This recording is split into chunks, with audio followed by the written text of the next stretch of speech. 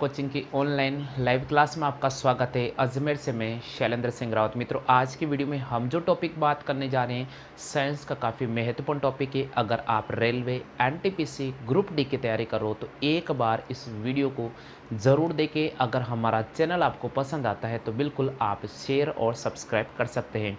साथियों, यहाँ पर आपको टॉप प्रश्न नजर आ रहे हैं। पहला प्रश्न दे रखा है, जो प्राणी अपनी आँखों के रूप में ध्वनि का प्रयोग करता है वह क्या है? जो प्राणी अपनी आँखों के रूप में ध्वनि का प्रयोग करता है वह क्या है? ऑप्शन दे रखा है कुत्ता, बी ऑप्शन दे रखा है बिल्ली, सी ऑप्शन दे रखा है सांप और डी ऑप्शन दे रखा है आपके सामने चमगादड़। प्रश्न संख्या 2 की बात करते हैं। प्रश्न संख्या 2 दे रखा है, माउथ वॉश व टूथपेस्ट में किसका प्रयोग किया जाता है? ऑप्शन दे रखा है सुहागा का, बी ऑप्शन दे रखा है शोरा, सी ऑप्शन दे रखा है हाइड्रोजन पेरोक्साइड और डी ऑप्शन दे रखा है इनमें से कोई नहीं। इसी प्रकार प्रश्न संख्या 3 है, जोड़ों में मूत्र अम्ल नामक क्रिस्टल जमा होने के कारण कौन सा रोग हो जाता है? ऑप्शन दे रखा है एलर्जी, बी ऑप्शन है अरक्ता, सी ऑप्शन दे रखा है गलगंड और डी ऑप्शन दे रखा है गाउट। तो बिल्कुल आप इन प्रश्नों के जवाब हासिल कर सकते हैं। तो दोस्तों, आप सभी को पता होगा कि अगर जो प्राणी अपनी आँखों के रूप में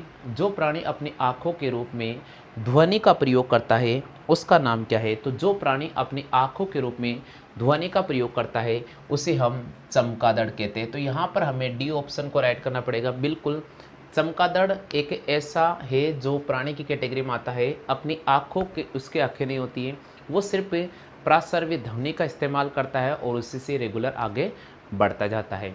अगला प्रश्न दे रखा, माउथ वॉश व टूथपेस्ट में किसका प्रयोग किया जाता है? तो हमें यहाँ पर सी ऑप्शन को राइट करना पड़ेगा, हाइड्रोजन पेरोक्साइड। बिल्कुल, माउथ वॉश व टूथपेस्टों में जो प्रयोग किया जाता है वे हाइड्रोजन पेरोक्साइड का प्रयोग किया जाता है। जोड़ों में मूत्र अम्ल नामक क्रिस्टल जमा होने पर कौन सा रोग हो जाता है?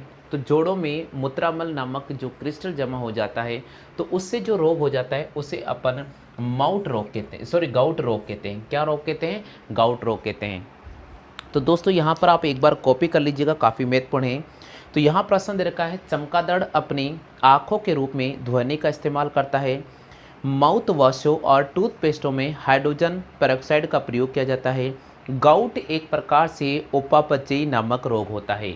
गाउट एक प्रकार से उपापचयी नामक रोग होता है जिसमें रक्त में यूरिक अम्ल की अधिक मात्रा होती है। जिसके अंदर रक्त में यूरिक अम्ल की मात्रा बहुत अधिक होते हैं। पहले आक्रमण के शुरू होने से जोड़ों में एकदम तेज़ दर्द होता है और कुछ ही घंटों में ग्रस्त जोड़े गर्म होकर लाल सूज वे अत्यंत स्पर्श और ऐसे हो जाते हैं। बाद में घुटने, टखने, पैर, कूल्हे, कंधे, कोहनी, कलाई और हौर के जोड़ों में भी रोग हो जाता है। निचले अंगों के जोड़े ज़्यादातर इससे प्रभावित होते हैं। तो आपको सामने प्रश्न 1, 2 और 3 का जवाब मिल चुका है। एक बार फिर से मैं आपको इनके प्रश्नों के जवाब रिवाइज करा देता हूँ। दोस्तों, यहाँ दे रखा है, जो प्राणी अपनी आँखों के रूप में ध्वनि का प्रयोग करता है उसे हम चमगादड़ कहते हैं। बिल्कुल, चमगादड़ की आँखें नहीं होती हैं, वो प्रासर्वी ध्वनि को सुनता जाता है, बिल्कुल आगे बढ़ता जाता है। माउथ वॉश व टूथपेस्ट में किसका प्रयोग किया जाता है? तो हमें हाइड्रोजन पेरोक्साइड को राइट करना पड़ेगा। जोड़ों में मूत्राम्ल नामक क्रिस्टल जमा होने पर कौन सा रोग हो जाता है? तो हमें गाउट नामक रोग को राइट करना पड़ेगा।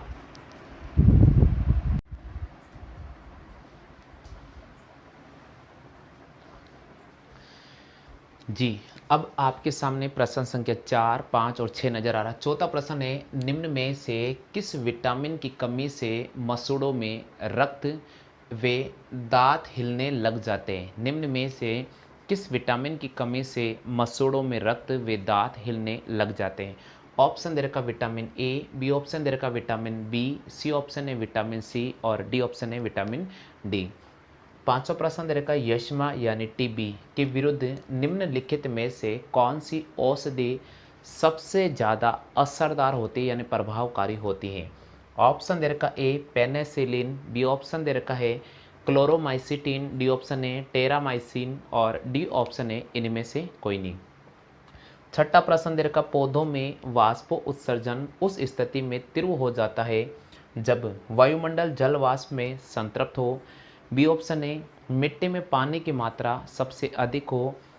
सी ऑप्शन है वायु शांत हो और डी ऑप्शन है वातावरण अवस्था शुष्क हो। साथियों, अगर एग्जाम में इस प्रकार के कोई भी प्रश्न बनते हैं तो आपको कैसे हल करना होगा। अगर आपको प्रश्न संख्या 4, 5 और 6 का आंसर आता है तो बेफिक्र आप कमेंट कर दीजिएगा। जी, सबसे पहले चौथा प्रश्न है, निम्न में से किस विटामिन की कमी से मसूड़ों में रक्त व दांत हिलने लग जाते हैं। साथियों, आपको पता होगा विटामिन सी एस्कॉर्बिक एसिड की कमी के कारण मसूड़ों में रक्त आता है, दांत हिलने लग जाते हैं और इसकी कमी से स्कर्वी नामक रोग हो जाता है तथा मसूड़ों का फूलना नामक बीमारी हो जाती है। नींबू, संतरा, नारंगी, टमाटर, खट्टे पदार्थ, मिर्च, अंकुरित अनाज खाने से विटामिन सी की पूर्ति हो जाती है। तो आपको चौथे प्रश्न का बिल्कुल सही जवाब करना होगा। बहुत महत्वपूर्ण है, निम्न में से किस विटामिन की कमी से मसूड़ों में रक्त व दांत हिलने लग जाते हैं। तो विटामिन सी की कमी के कारण, यानी एस्कॉर्बिक एसिड। बिल्कुल, विटामिन सी की कमी के कारण स्कर्वी नामक रोग हो जाता है और उसी स्कर्वी नामक रोग के कारण मसूड़ों में से खून या दांत हिलने लग जाते हैं। आप जैसे खट्टे पदार्थ खाते हो तो उसमें विटामिन सी की पूर्ति पूरी हो जाती है, जैसे नींबू इसका बहुत अच्छा स्रोत माना जाता है। इसी प्रकार पांचवा प्रश्न दे रखा है, यस्मा के विरुद्ध निम्नलिखित में से कौन सी औषधि सबसे ज़्यादा असरदार होती है। बिल्कुल, यस्मा के विरुद्ध निम्नलिखित में से कौन सी औषधि सबसे ज़्यादा असरदार होती है। यस्मा का यहाँ पर अर्थ लिया गया है टीबी, यानी जो टीबी की बीमारी होती है, टीबी की, उसके विरुद्ध निम्नलिखित में से कौन सी जो औषधि होती है सबसे ज़्यादा असरदार होती है। हमें यहाँ पर डी ऑप्शन को राइट करना पड़ेगा, इनमें से कोई नहीं, क्योंकि उस औषधि का जो नाम है, उस औषधि का जो नाम है वो मैं आपके सामने यहाँ लिख रहा हूँ, स्ट्रेप्टोमाइसिन। स्ट्रेप्टोमाइसिन, बिल्कुल ये एक औषधि है स्ट्रेप्टोमाइसिन। ये यस्मा के जो विरुद्ध बहुत ही असरदार औषधि मानी जाती है, तो हमें राइट करना पड़ेगा डी ऑप्शन स्ट्रेप्टोमाइसिन। यहाँ पर हालांकि मैंने डी ऑप्शन दे रखा, इनमें से कोई नहीं, लेकिन आपको आंसर याद होना चाहिए कि यस्मा के विरुद्ध निम्नलिखित में से कौन सी औषधि सबसे ज़्यादा असरदार होती है, तो हमें स्ट्रेप्टोमाइसिन को राइट करना पड़ेगा। और छठा प्रश्न है, पौधों में वाष्प उत्सर्जन की दर सबसे अधिक हो जाती है कब। दोस्तों, मैं आपको बताता हूँ, पौधों में वाष्पोत्सर्जन उस स्थिति में अधिकतर हो जाता है जब वातावरण की जो अवस्था होती है वह बहुत ही शुष्क अवस्था होती है। इसका मतलब हमें यहाँ पर भी डी ऑप्शन को राइट करना पड़ेगा। बिल्कुल, छठा प्रश्न है, पौधों में वाष्पोत्सर्जन की दर उस स्थिति में अधिक हो जाती है जब मौसम बहुत ही शुष्क अवस्था में हो, यानी हमें यहाँ पर डी ऑप्शन को राइट करना पड़ेगा। तो एक बार फिर से मैं चौथा, पांचवा और छठा प्रश्न आपके सामने रिवाइज करा रहा हूँ, आप इनके नोट्स जरूर बना लीजिएगा। निम्न में से किस विटामिन की कमी के कारण मसूड़ों में रक्त व दांत हिलने लग जाते हैं। तो हमें यहाँ पर विटामिन सी को राइट करना होगा। किसको राइट करना होगा, विटामिन सी को राइट करना होगा। पांचवा प्रश्न दे रखा है, यस्मा के विरुद्ध निम्नलिखित में से कौन सी औषधि सबसे ज़्यादा असरदार होती है। हमें सी ऑप्शन को राइट करना पड़ेगा, टेरामाइसिटिन, सॉरी हमें डी ऑप्शन को राइट करना पड़ेगा, स्ट्रेप्टोमाइसिटिन, यानी हमें डी ऑप्शन को इनमें से कोई नहीं को। छठा प्रश्न है, पौधों में वाष्पोत्सर्जन उस स्थिति में तीव्र हो जाता है जब वातावरण की जो अवस्था होती है वे शुष्क होती है, तो हमें यहाँ पर डी ऑप्शन को राइट करना पड़ेगा। आगे सभी को समझ में, जल्दी से कॉपी कर लीजिएगा। हाँ जी, बिल्कुल, यहाँ पर सातवां, आठवां और नौवां प्रश्न आपको स्क्रीन पे नजर आ रहा है। सातवें प्रश्न की बात करते हैं तो यहाँ दे रखा, प्रतिजैविक पेनिसिलिन निम्न में से किससे प्राप्त होता है। प्रतिजैविक पेनिसिलिन निम्न में से किससे प्राप्त होता है। ऑप्शन दे रखा जीवाणु, बी ऑप्शन दे रखा कवक, सी ऑप्शन दे रखा एक्टिनोमाइसिटीज और डी ऑप्शन दे रखा शैवाल। तो बिल्कुल आपको सही ऑप्शन राइट करना पड़ेगा। आपको प्रश्न संख्या 7 का आंसर आता है तो बेझिझक कमेंट जरूर करें। आठवां प्रश्न दे रखा सूत्रकणिका। देखो, सूत्रकणिका का मतलब यहाँ पर माइटोकॉन्ड्रिया से है। सूत्रकणिका का मतलब यहाँ पर माइटोकॉन्ड्रिया से है। तो यहाँ दे रखा सूत्रकणिका निम्न में से किसका केंद्रक माना जाता है। ऑप्शन दे रखा प्रोटीन संश्लेषण का, बी ऑप्शन दे रखा वसा संश्लेषण का, सी ऑप्शन दे रखा प्रकाश संश्लेषण का और डी ऑप्शन दे रखा इनमें से कोई नहीं।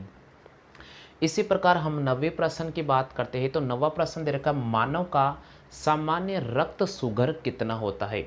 मानव का सामान्य रक्त शुगर कितना होता है। ऑप्शन दे रखा 10 मिली, 10 मिग्रा प्रति मिलीग्राम, बी ऑप्शन दे रखा 120 से 150 मिग्रा प्रति मिलीग्राम, और सी ऑप्शन दे रखा 80 से 90 मिग्रा प्रति डेसिबल, और डी ऑप्शन दे रखा इनमें से कोई नहीं।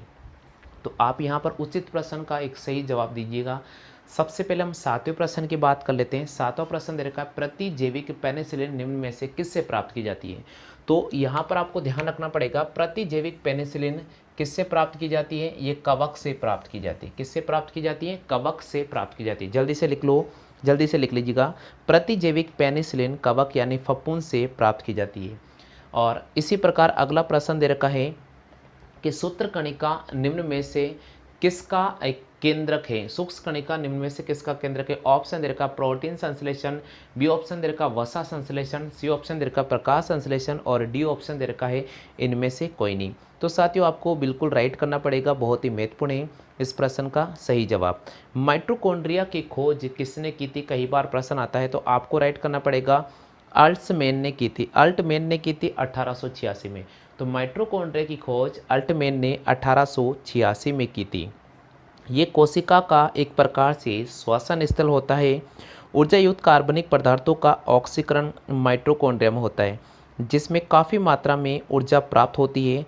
इसलिए माइटोकॉन्ड्रिया को कोशिका का शक्ति गृह भी कहा जाता है, यानी पावर हाउस भी कहता है। तो यहाँ पर आपसे जो प्रश्न का लैंग्वेज है उस पर आपको जाना पड़ेगा। तो प्रश्न का लैंग्वेज दे रखा है कि माइटोकॉन्ड्रिया निम्नलिखित में से किसका केंद्रक है, तो हमें कोशिकीय श्वसन को राइट करना पड़ेगा। तो यहाँ प्रोटीन संश्लेषण, वसा संश्लेषण, प्रकाश संश्लेषण, तो डी ऑप्शन को राइट करना पड़ेगा, कोशिकीय संश्लेषण। यहाँ होगा कोशिकीय संश्लेषण।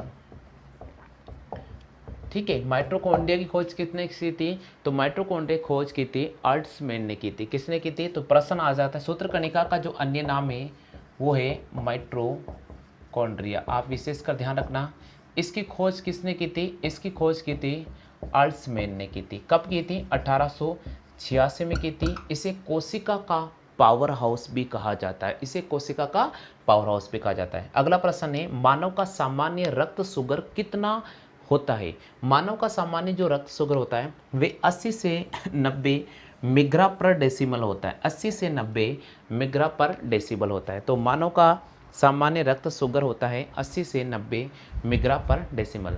तो वापस मैं रिवाइज करा देता हूँ, प्रश्न संख्या 7, 8 और 9। प्रतिजैविक पेनिसिलिन निम्न में से किससे प्राप्त की जाती है, तो प्रतिजैविक पेनिसिलिन कवक से प्राप्त की जाती है। सूत्रकणिका निम्न में से किसका केंद्रक है, तो सूत्रकणिका यानी माइटोकॉन्ड्रिया की अगर अपन बात करते हैं तो कोशिकीय संश्लेषण का केंद्रक है। दोस्तों माना जाता है, दोस्तों मैं आपको बता देता हूँ कि माइटोकॉन्ड्रिया की खोज अल्टमैन ने 1886 में की थी। ये कोशिका का श्वसन स्थल होता है। ऊर्जा युक्त कार्बनिक पदार्थों का ऑक्सीकरण माइटोकॉन्ड्रिया में होता है, जिसमें काफ़ी मात्रा में ऊर्जा होती है। इसलिए माइटोकॉन्ड्रिया को कोशिका का शक्ति गृह भी कहा जाता है। 9वां प्रश्न दे रखा है मानव का सामान्य रक्त शुगर कितना होता है, तो मानव का जो सामान्य रक्त शुगर होता है वे 80 से 90 मिग्रा पर डेसिमल होता है। कितना होता है, 80 से 90 मिग्रा पर डेसिमल होता है। जी, प्रश्न संख्या 10, 11 और 12 आपको स्क्रीन पे नजर आ रहा है। 10वां प्रश्न दे रखा है कि कठोर परिश्रम करने वाले श्रमिक के हाथ की हथेली और तलवा मोटा हो जाता है। कठोर परिश्रम करने वाले श्रमिकों के हाथ की हथेली और तलवा मोटा होने का कारण क्या है। ऑप्शन दे रखा मोटी बाहरी त्वचा के कारण, बी ऑप्शन है मोटा चर्म के कारण, सी ऑप्शन है मोटा अवंतक उत्तक कारण, डी ऑप्शन है इनमें से कोई नहीं। 11वां प्रश्न दे रखा सामान्य प्रयोग में आने वाला मसाला लौंग प्राप्त होता है मूल से, तने से, फूल की कली से और इनमें से कोई नहीं। 12वां प्रश्न दे रखा शरीर को आधार देने वाला हड्डियों का ढांचा किस नाम से जाना जाता है। तो बिल्कुल आप प्रश्नों को पढ़ें और इनके आंसर कमेंट करें। सबसे पहले 10वां प्रश्न दे रखा कि कठोर परिश्रम करने वाले श्रमिक के हाथ की हथेली मोटी होने का क्या कारण है। मोटी बाहरी त्वचा के कारण, बी ऑप्शन दे रखा है मोटा चर्म रोग के कारण, सी ऑप्शन दे रखा है मोटा अवंतक उत्तक के कारण, डी ऑप्शन दे रखा है इनमें से कोई नहीं। इसी प्रकार प्रश्न संख्या 11 की बात करते हैं। सामान्य प्रयोग में आने वाला मसाला लौंग कहाँ से प्राप्त किया जाता है, मूल से, तने से, फूल की कली से, इनमें से कोई नहीं। 12वां प्रश्न है शरीर को आधार देने वाले हड्डियों का क्या ढांचा है। तो दोस्तों यहाँ पर 10वें प्रश्न की बात करते हैं। कठोर परिश्रम करने वाले श्रमिक के हाथ के हथेली मोटी होने का कारण है मोटा अवंतक उत्तक के कारण। तो हमें यहाँ पर सी ऑप्शन को राइट करना पड़ेगा। प्रश्न 11, सामान्य प्रयोग में आने वाला मसाला लौंग कहाँ से प्राप्त किया जाता है? तो हमें सी ऑप्शन को राइट करना पड़ेगा, फूल की कली से। 12वां प्रश्न दे रखा, शरीर को आधार देने वाले हड्डियों का ढांचा क्या कहलाता है? बिल्कुल हमें राइट करना पड़ेगा कंकाल को। तो आज की इस वीडियो में हमने 12 बहुत ही महत्वपूर्ण, अति महत्वपूर्ण प्रश्नों का हल किया है। दोस्तों अगर वीडियो अच्छा लगता है तो वीडियो को लाइक करें और चैनल को जरूर शेयर कर दीजिएगा।